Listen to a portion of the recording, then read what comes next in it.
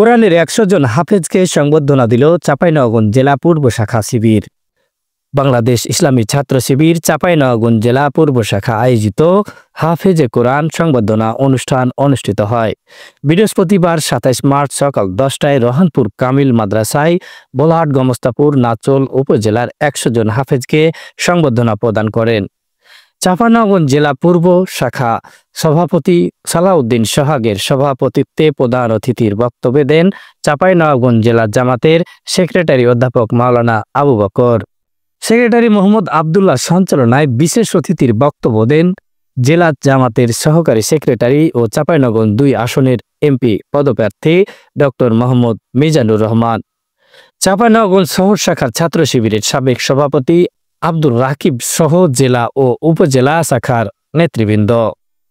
সভাপতি মোহাম্মদ সালাউদ্দিন সোহাগ বলেন, মহাগ্রন্থ আল কোরআনের হাফেজদের নিয়ে সংবর্ধনার আয়োজন করতে পেরে আমরা মহান আল্লাহর শুকরিয়া আদায় করছি। রাসূল সাল্লাল্লাহু আলাইহি সাল্লাম বলেছেন, কোরআন তেলাওয়াতকারীরা আল্লাহর পরিজন এবং তার বিশেষ বান্দা।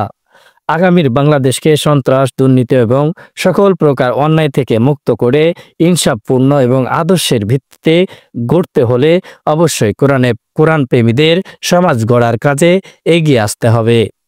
আমরা বিশ্বাস করি কোরআন প্রেমীরা সচেতনভাবে এই পথে এগিয়ে আসলেই আগামীর বাংলাদেশ ইসলামের বাংলাদেশ হিসাবে পরিগণিত হবে ইনশাআল্লাহ। মোহাম্মদ জামিল হোসেন, বরেন্দ্র নিউজ।